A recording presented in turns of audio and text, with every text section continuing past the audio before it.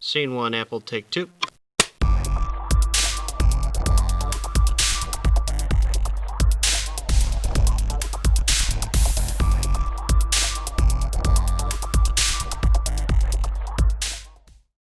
Hey everybody, it's your friend Nico here with episode 2 of 6. Wait, what was that? It's 8? Not 6.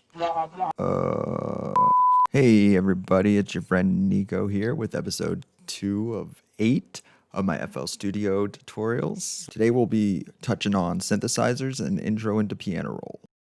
So here's the song we've been working on. I've just created it a little bit longer by copying and pasting it so that it's 16 bars. Now I'm going to go up here to the Add drop-down menu, and I'm going to go down to the Synth Classic category, and then I'm going to choose the Poison synthesizer. It looks like it says Poison, but it's actually Poison. Now here is our synthesizer. The top portion of it are all the controls to manipulate the sound, and at the bottom you can see the keyboard that controls it, and when you click on a note, it plays it. Wow. Now, we're going to navigate the preset menu of the Poison. It's up here in the upper left-hand corner, and what you'll do is you will click the name and your preset library pops up. And it has all of your sounds right here. Usually you'll have little categories sometimes over here in the program bank, but this one just has them all clumped into one, which is kind of annoying, but this is a good synthesizer. Now this one here is an ARP synthesizer, which stands for arpeggiator, which is a feature of some synthesizers that automatically steps or plays through a sequence of notes based on an input chord, thus creating an arpeggio. I really like ARP synths. They can add a lot of depth to your songs, and they are also really easy to play. Let me show you an example. That was one note, now 2. And 3.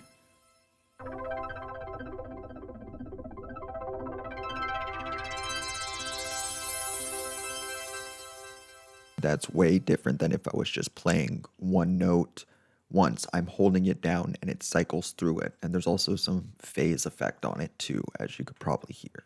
Now let's explore some other synthesizers. Here we have the Atmosphere, which gives an atmospheric type sound.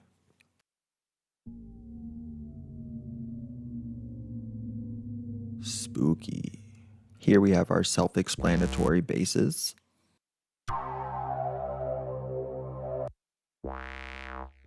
Next, we have the gated synthesizers, which are very similar to the ARP synthesizers in that it does play a pattern, but instead of it being an arpeggio, this one actually just plays with the pan and the volume of the sounds being played. Check it out.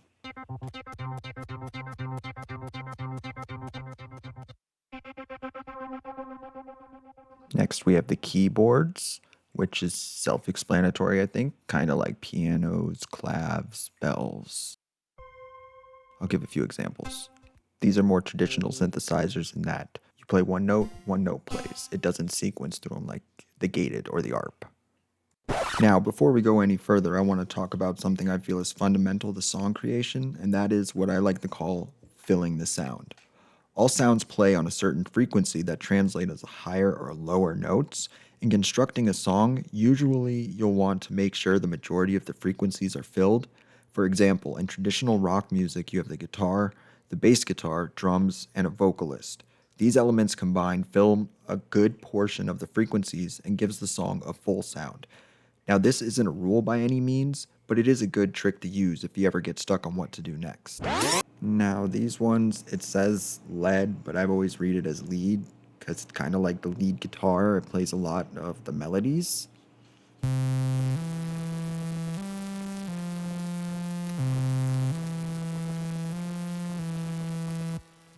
Next up, we got the pads. Pads became super popular in the 80s in synth pop music. They have a large sound, in my opinion, similar to a full orchestra. You hear layered pads in a lot of ambient music. Now, on to the rhythm synths. These synths can be used in place of drums or to add a bit more flavor to a drum beat. It's basically a cousin to the ARP and the gated synth.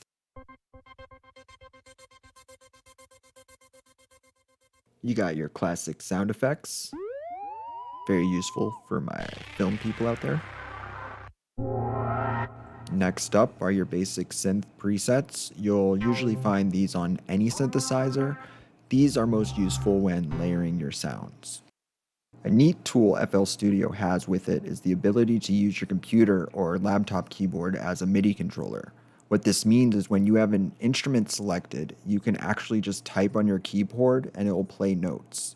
Here's a diagram of how it's set up. Bam! As you can see here, you got your Z key, which is C octave 4, and then your Q key, which is C octave 5. So instead of choosing a synth sound, getting out of it, and clicking here to hear the sound, you can actually stay in here and press the keys and listen to it that way. Once you got that down, you can start looking for a sound you want to use. An annoying aspect of these presets is sometimes the name will describe the sound, but sometimes it has nothing to do with it, so this part can get a little tedious at times.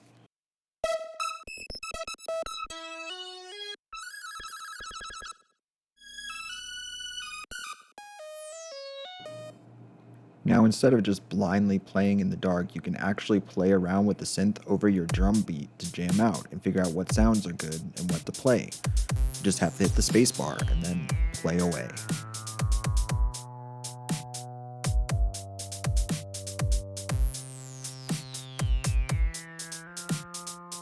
Now, I hear ya, you don't know how to play piano. Well, neither do I. Just Google piano chords and scales and bam! Here are 3 common, easy chords to get you started. Now we got our sound, we got our riff, let's record, shall we? I got a new pattern selected. I'll go up to the record button to activate it. Click everything because I don't trust the other ones. Then when I hit play, it'll 4 count you in, and then it is time to diddle them keys.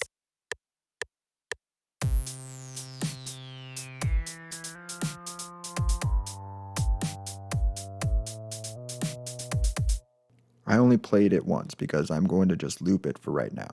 When you record anything, it will be displayed in the piano roll. This tool gives us more room to play with rather than just the typical drum machine pattern. The 1 to 2 part is equivalent to 1 whole pattern on the drum machine sequence. Remember, 4 is the magic number. 1, 2, 3, 4, just like we counted out in the drum machine in our last lesson. The piano roll is grouped in 4s, which are color matched to the corresponding area on the playlist.